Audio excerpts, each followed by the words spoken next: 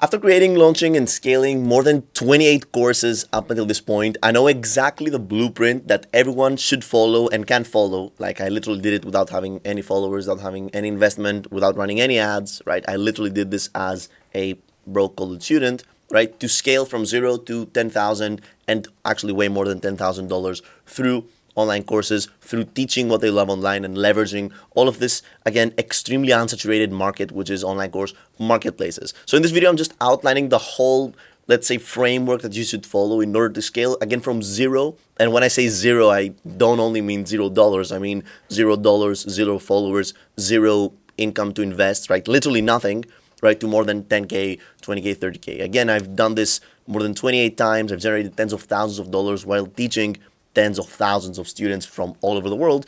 And this right here is a framework that you should follow, right? And this framework works. Like, I've followed this. All of my students that I coach on a one-on-one basis have followed this framework and have seen results. And I'm pretty sure that you can also see results if you follow this framework. And if I get to teach you like on a one-on-one basis, definitely. So what's the first step? The first step, if you're a complete beginner, right? So I consider that you're like a complete zero, if you will. You don't have experience, you don't have an audience, you don't have like money to invest. The first step is to research what you want to teach, what you love teaching. And let me give you like a small heads up. Yes, definitely there are some topics that will be more profitable than others, right? But at the end of the day, if you stick with any niche, with any topic, you will find success. So it all comes down into actually choosing a topic that you're passionate about, because you do not want to be working in this whole niche in something that you're not passionate about. It's going to be a nightmare, right? So regarding research, we're going to be researching a topic that you're passionate about, and it also aligns like with in-demand, let's say, course topics out there. And how do we find in-demand course topics? Those online course marketplaces, which we're going to be leveraging in step two, they actually release, right, in a page in their website. They actually tell which courses they want you to create, right? So we pretty much get these in-demand class topics and we combine them with topics that you love to teach. Now, after that, we work into outlining, right, and scripting your course, and then we obviously we create your course, which is one of the most important things. Like, your course needs to be done, not perfect, because we're going to be perfecting it later on in like this whole three-step process.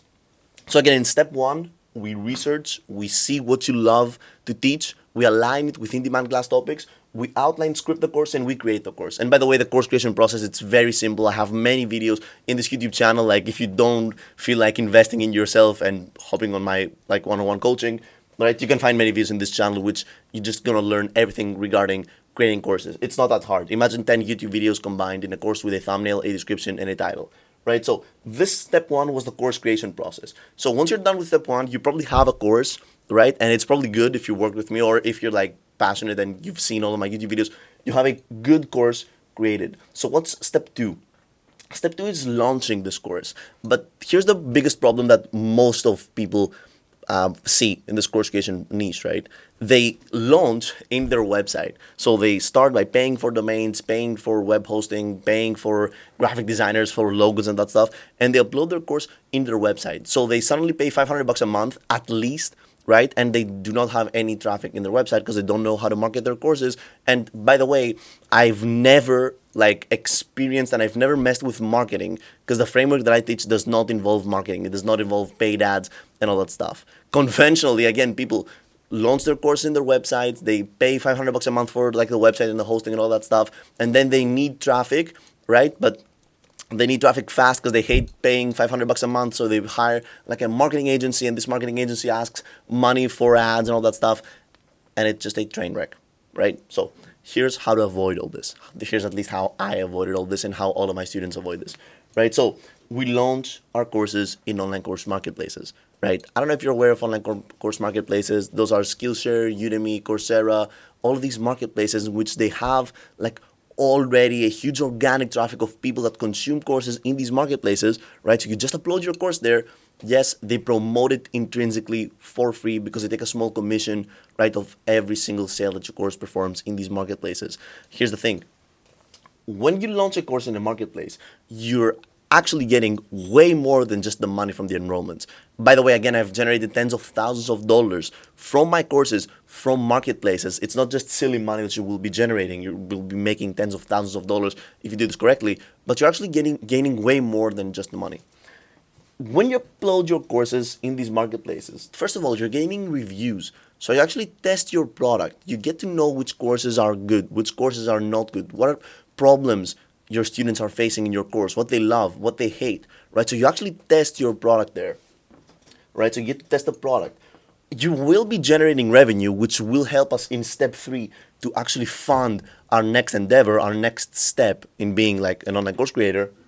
And finally, you get to build a small audience. Again, the audience you're going to be building in online course marketplaces is going to be smaller. Like if you would be uploading on YouTube, for example, I have like 4,000 subscribers on YouTube, but I have 2,000 followers on Skillshare, and I've taught more than 40,000 people on Skillshare. All right, so you get the point. What we get when we upload in online course marketplaces is reviews. We get to test our products, right? We're gaining revenue, which will be leveraged and reinvested back in the business in step 3. And we're building a small but very loyal audience. Because here's the thing, it's completely different to have 10,000 followers, or let's say in my case, 2,000 followers in a TikTok account in which you upload just dumb short form content that people, it doesn't resonate with people. They just follow it because of they're bored and they want quick entertainment. It's completely different to have 2,000 people that have consumed a 5-hour course of yours, right? And have sat down and listened to you for 5 hours. It is completely different. The number might be the same. It could be like 2,000 people in both cases. But trust me, the power of 2,000 people that have consumed your courses, have already paid, right, to enroll in your program. So they've already taken out their credit cards, right, and they've already paid you to listen to what you have to say. It's way more powerful, and they're way more open in consuming more of your content, right? So here's what we're doing. In step 3, we analyze and we scale, right? So you can definitely just stay in the marketplace area, and you can just keep on repeating step 1 and step 2. This is what I've been doing for years, right? So step 1, again, you create perfect courses. Step 2, you upload them in online course marketplaces. I've been doing this for years. I've generated, again, tens of thousands of dollars while doing so. Many of my students, if not all of my students, have found success while recreating step 1 and step 2, right? The next step, when you're bored of this or when you want to like move into the next step and scale things even further, is to analyze and scale. So how do we do this? We choose the best performer. We take the course with the best reviews, right? With the most revenue, and the course that has brought you the biggest amount of people, the biggest amount of followers, but more importantly, the course with the best reviews, right? Because when you upload courses in marketplaces, they're being tested all the time, right? So after some time, you get some data and you know which courses are better than others. So we get the best performer, if obviously it aligns with the research and your passions, right? And we need to migrate this to our own website. So this is what we do. We take the best performer, we perfect it, so we enhance it with more content. We just shoot and more videos, give more PDF files, more downloadable resources. We make it perfect, right? Just from a small course that we have in a marketplace, we perfect it and we create a masterclass out of it. And then we migrate it. I don't know if you can see here. We migrate it to our own website. Right? And in this website, we can have our own community, we can have our own coaching, we can have our own cohort, and we can just keep charging our prices without having to rely on these marketplaces, right? So we migrate this course again to our website, and here's the very cool thing.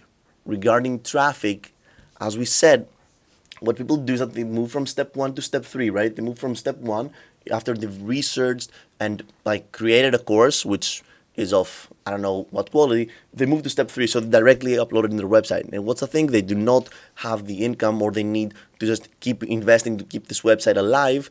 And secondly, they don't have traffic to like funnel people to their website.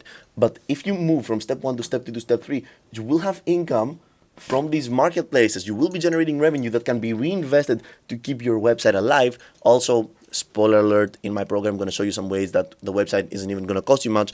But after keeping this website alive, you will be funneling people from these marketplaces. You'll be funneling the organic audience that you have gained from these marketplaces. After your courses in these marketplaces have been consumed organically, you will funnel people to your website from these courses, because they will have like the smaller version of your course in, again, the marketplace, but then after we've perfected it, they will get the full version in your website, right? This is how you go from zero to 10,000 and way more than $10,000 with this whole course creation framework, right? This is the framework that I've used. This is the framework that I teach, again, in my program, which is the Course Creation Academy. You can find it in the first link in the description, and I urge you to book a call with me. Let's discuss about your success in a one-on-one basis, and let's start working together, right? So thank you very much for sticking up until the end of this video. I'm going to see you in the next one.